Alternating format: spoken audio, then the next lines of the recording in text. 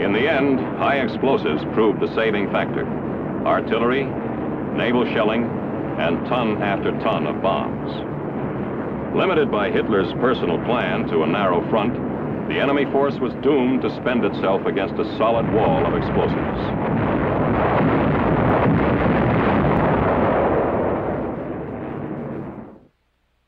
Having weathered the crisis, the 6th Corps' commander, General Lucas, received a new assignment, Assistant Commander, 5th Army.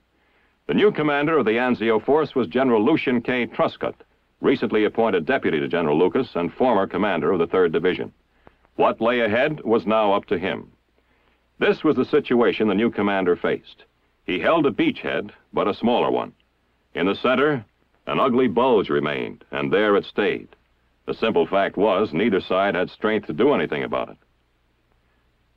Now came a strange 3-month period which no one who was there will forget. The static war at Anzio, or as some called it, the Sitzkrieg. By now, everybody was used to living in holes. Anyway, as used to it as you can get. When we could, we'd put in the time on improvements. We used to say we had all the comforts of home, provided you lived in a muddy hole in the ground back home. Within the reduced area of the beachhead, there was now no corner which was out of range of enemy artillery. Like industrious moles, the Anzio forces in the field moved themselves underground. We struck it lucky. A cosy bit of a cave it was, no digging necessary. It was already occupied, as you might say, but we got on fine with the former tenants because they were very quiet. I wrote them missus not to worry about me. I was spending all my spare moments in the ruddy museum. Still, it wasn't all the cook's to her. There was always work to be done.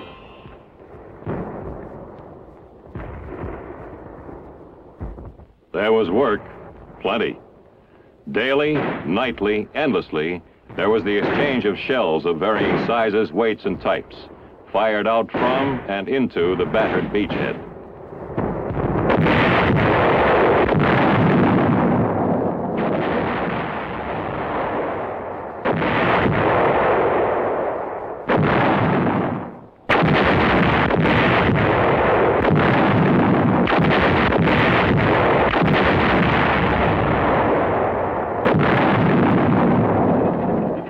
I don't know. Sometimes you gotta get a different slant before you really see a thing. Look, you know what I mean. I heard the guns going every night. Sure, but till I got on this brass salvage detail one day, it never really hit me how much of what was going on was going on.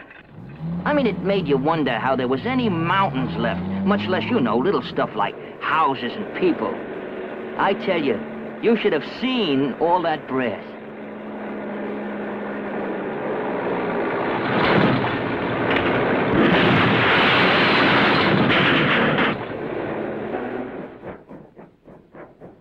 It was during this period that Anzio Annie became especially well known, though not popular among the inhabitants of the beachhead.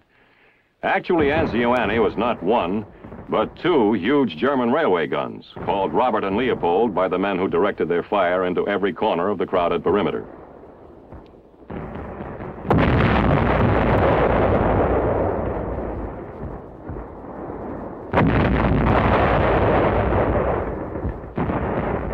There were no rear areas at Anzio. Wherever you were, if you were above ground, you could be reached by artillery. That's why you could find a strange pipe sticking about at the driveway of an Italian villa. A breather pipe, an air vent. And with the aid of the Corps of Engineers, our headquarters at Anzio went underground.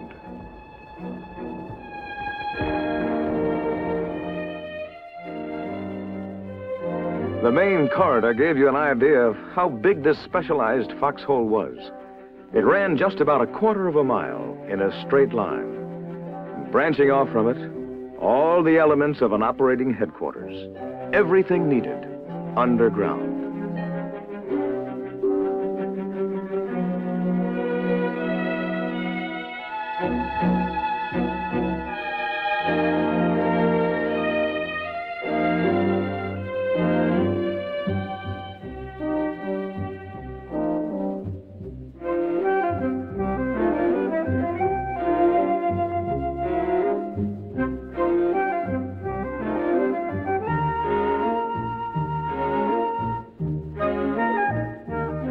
railway tunnels, natural caves, all were put to use and glad to get them. What with bad weather, shellings, and air raids, there was a lot to be said for underground living at Anzio. Another constant reality of the beachhead was the endless patrolling, probing, raiding.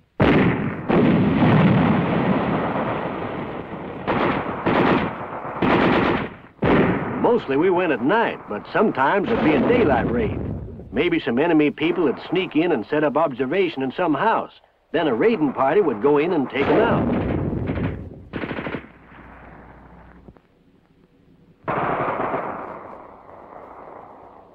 It was a regular thing. You didn't get used to it, but at least you got where you understood what you were doing.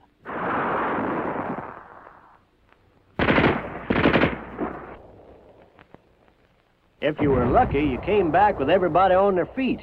If there was a good part, that was it, when everybody came back standing up.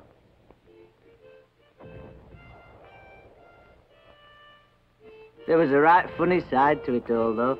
These propaganda sheets we used to get were always good for a chuckle. I don't know yet what they hope to accomplish.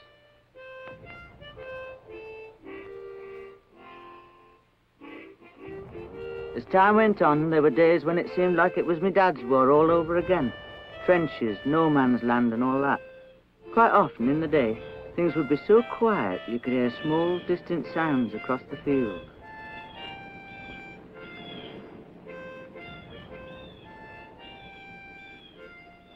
Mind you, though, night time was something else again.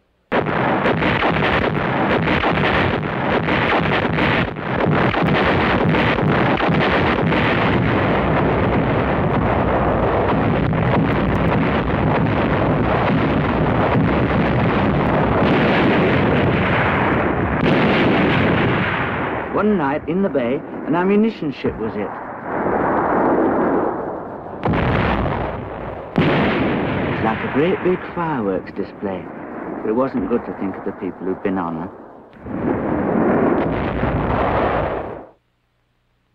After our field hospital had been bombed and shelled a few times, we decided to take steps.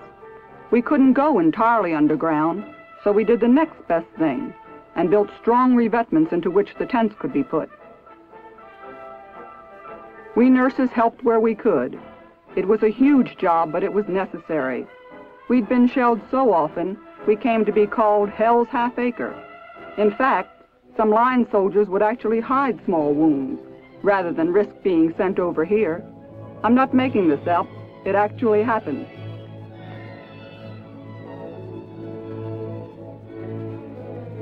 Strange things happened on occasion. There was the teenage German lad we found trying to get among the ships with a one-man submarine device. He seemed much too young to be out on such business. They sent some men round to where the thing was beached to bring it in. Funny looking thing. Really not much more than one torpedo to ride on and another one underneath to shoot. Ruddy propellers started up when they started to tow it. Livening up their afternoon all right. Well, there were some jolly good sprinters among them lads.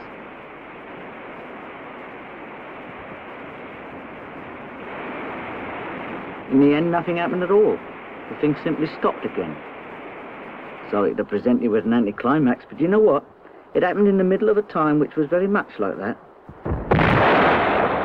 As spring approached, Anzio was the scene of massive buildup for the breakout which would have to come. Despite harassing fire, the unloading of ships went on. There was a moment when there were so many supplies on the beach that this little Italian fishing port rated 7th among the great ports of the world. Now the static war at Anzio was approaching its end. Commanders were formulating the plans which would break the Anzio forces out and set them on the road to Rome. As spring came on, there were special classes in the care and use of specialized items of destruction.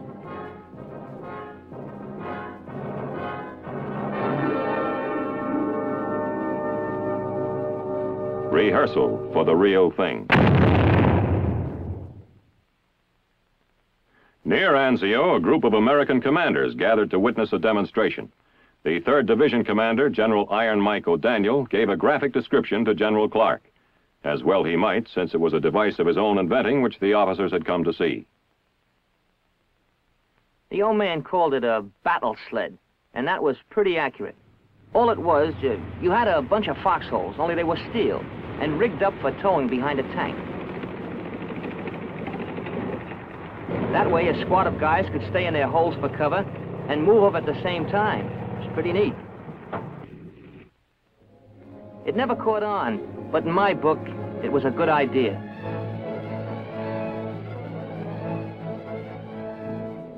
In the South, the Allied strength had grown. It was now possible to mount an all-out push against the Gustav line. It came pretty early, a feeling that this time we were going to make it. Don't ask me where we got the idea, because it was still us on the low ground and them on the high. The terrain hadn't gotten any better. Their aim hadn't gotten any worse. Just the same, the feeling was there. This time, we were going to make it.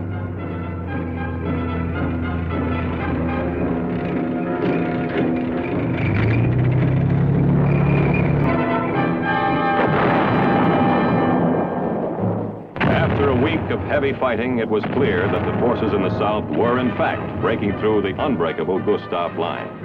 The time for a coordinated breakout from Anzio was here. May 23rd, 1944, the Anzio breakout begins. The days of the Sitzkrieg at Anzio are at an end, and the days of the beachhead itself nearly so.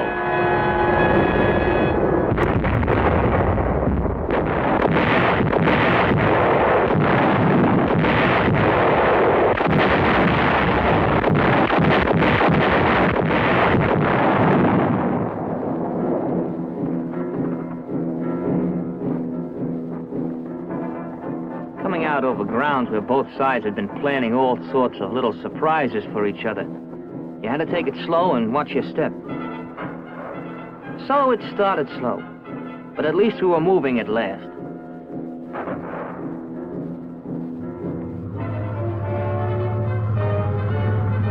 Now, after everything, here was the road to Rome.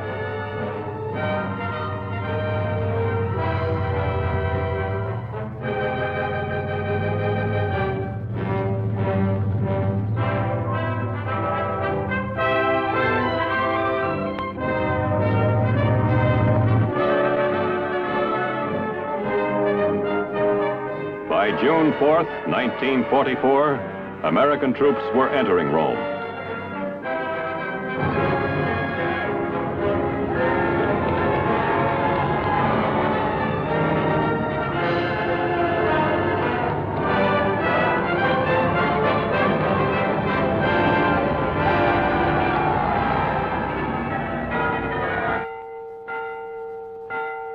Behind lay an action over which historians could and would widely disagree in years to come.